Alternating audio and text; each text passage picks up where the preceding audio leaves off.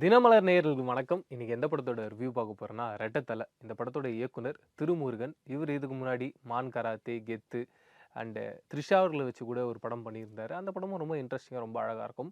அவரோட பெரிய ப்ளஸ் பாயிண்ட்டா நான் பார்க்கறது என்னன்னா, அவருடைய படங்கள்ல காமெடி ரொம்ப சூப்பரா பிளேஸ் பண்ணி, அந்த காமெடிய கதையோட ரொம்ப அழகா பிளெண்ட் பண்ணுவாரு.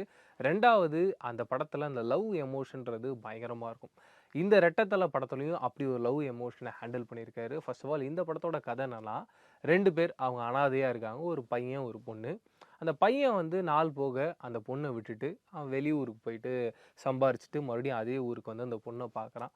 பார்த்ததுக்கு அப்புறமா அந்த நட்பு காதல் ஆகுது. அந்த பையனுக்கு சின்ன வயசுலேருந்தே காதல் இருக்குன்றத ஒரு டயலாக் மூலியமா நமக்கு கன்வே பண்ணி சொல்லிடுறாங்க. பட் அந்த பொண்ண பொறுத்தவரைக்கும் என்னன்னா, ஒரு பணக்கார வாழ்க்கைய வாழணும், ஒரு பாஷான கார்ல போணும்னு அவளுக்கு அந்த ஆசைகள் இருக்கு. அதுக்கு காரணம் என்னன்னா, அவ ரொம்ப அடிமட்ட லெவல்ல இருந்து வளர்ந்து வந்துகிட்டு இருக்காங்க. அவங்க லைஃப்ல எப்படியாவது ஒரு பணக்கார வாழ்க்கைய வாழணும்னு ஆசைப்பட்டுட்டு இருக்க அந்த பொண்ணு என்ன சொல்றான்னா, "நான் வந்து ஃபாரின் போறேன். அங்க போய் நான் சம்பாதிக்க போறேன்.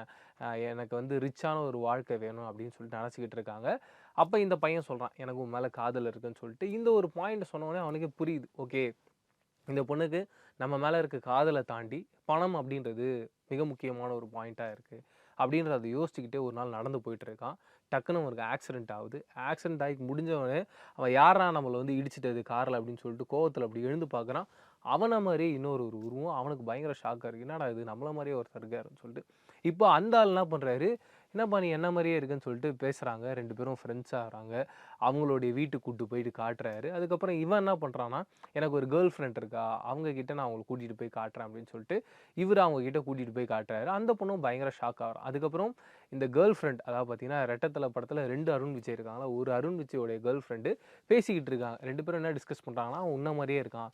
அவன நம்ம கொன்னுடலாம். அதுக்கப்புறம் அவன்கிட்ட இருக்க காசு, பணம் எல்லாமே உனக்கு வந்துரும். நம்ம அந்த வாழ்க்கைய ரொம்ப சந்தோஷமா வாழலாம். 2 பேரும் ரொம்ப ஜாலியா இருக்கலாம்" அப்படின்றத சொல்றாங்க. இந்த பையன் அந்த பொண்ண பயங்கரமா லவ் பண்றதுனால, அந்த இன்னொரு ஒரு அருண் விஜய் அவர்கள சாகடிச்சிடுறாங்க. இப்ப என்ன நடக்குதுன்னா, இறந்ததுக்கு அப்புறமா தான் தெரியுது, இறந்து போனவனே ஏற்கனவே ஒரு கொலை பண்ணியிருக்கான். அத தாண்டி அவன் கொலை பண்ண ஆளு மிகப்பெரிய பிக் ஷாட். இவன சாகடிக்கணும் அப்படின்றதுக்காகவே பல கூட்டங்கள் தொரத்திக்கிட்டு இருக்கு. அப்படி ஒரு ஆள இவன் சாவடிச்சு, அவன் இடத்துல இவன் வந்து உட்காந்துக்கிட்டான். தேவையில்லாம ஒரு பெரிய பிரச்சனையில நம்ம மாட்டிக்கிட்டோமே அப்படின்னு ஒரு சிக்கலுக்குள்ள ஹீரோ இருக்காரு. இப்ப இந்த சிக்கல்லேருந்து ஹீரோ எப்படி வெளியில வரப்போறார்ன்றது தான் இந்த படத்துடைய கதையா இருக்கு.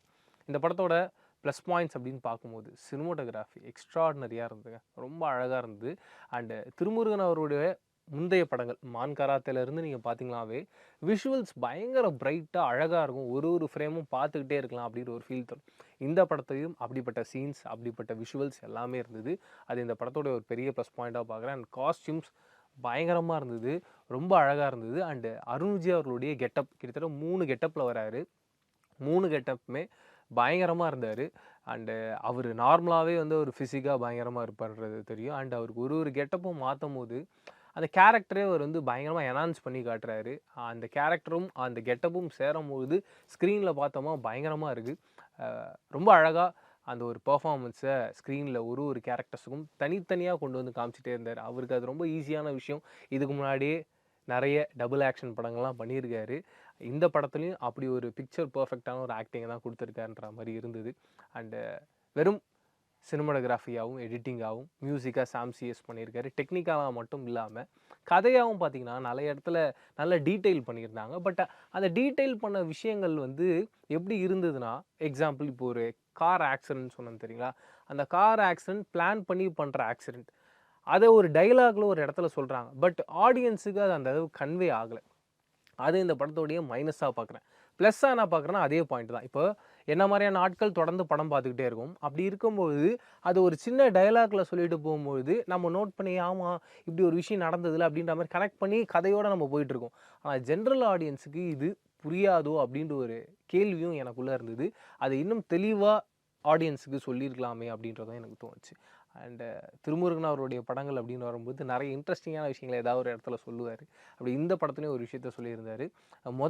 முதலைகள வச்சு ஒரு சீன் ஒண்ணு பிளான் பண்ணியிருப்பாங்க. அந்த சீக்வென்ஸ்ல ஒண்ணு பிளான் பண்ணியிருந்தாங்க. அதுல ஒரு விஷயத்த சொல்றாங்க. அது ரொம்ப இன்ட்ரஸ்டிங்கா இருந்தது. இதுவரைக்கும் நம்ப நார்மலா அந்த முதலைகள் எப்படி எப்படிலாம் இருக்கும், அதுங்க என்னென்னலாம் பண்ணும், அதுங்க எந்த அளவுக்கு பயங்கர மூர்க்கமா இருக்குன்றதெல்லாம் நமக்கு தெரியாதுல்ல. இந்த கதையில அப்படி ஒரு விஷயத்த நம்மகிட்ட ஷேர் பண்றாங்க. அது ரொம்ப அழகாவே ஒர்க் அவுட் ஆயிருக்கு. மீண்டும் இந்த படத்தோடைய மைனஸா நான் என்ன பார்க்குறேன் அப்படின்னா, இந்த கதையில படத்தோட ஓப்பனிங்கில அருண் விஜய் அவர்களுடைய கேரக்டர் வந்து ஒரு நார்மலான ஆளு. ஒரு டயலாக்ல சொல்றாங்க. அவன் வெளியில எங்கேயோ ஒரு பெரிய சம்பவம் பண்ணிட்டு தான் இங்க வந்திருக்கான்ற மாரி சொல்றாங்க. நமக்கு அது புரியுது. வேற ஏதோ ஒண்ணு பண்ணிட்டு தான் இங்க வந்திருக்காரு. இருந்தாலும் மறுபடியும் இவரும் ஒரு மிகப்பெரிய ஒரு பணக்காரர் அப்படின்னு காட்டும்போது, அதுக்கு முன்னாடியே ஹீரோயின் கிட்ட அந்த விஷயத்த நம்ம சொல்லியிருக்கலாமே. ஏன் சொல்லாம அவர் ஸ்கிப் பண்ணிட்டு கடைசியில வந்து அத சொல்றாரு. இல்ல கடைசியில நம்ம கிட்ட காட்டுறாங்க அப்படின்ற மாரி இருந்தது. அந்த கேரக்டரைசேஷன் டுவர்ட்ஸ் த எண்ட்ல வேற மாரி மாத்தியிருந்தா, எக்ஸாம்பிள் ஒரு போலீஸ் ஆஃபிசராவோ, இல்ல ரேண்டமா இப்ப நோபடி படங்கள்லாம் நீங்க பார்த்திருப்பீங்கன்னு நெனைக்கிறேன். அதுல யார் என்னன்னே தெரியாது. அவன் வந்து பயங்கரமா அடிப்பான்.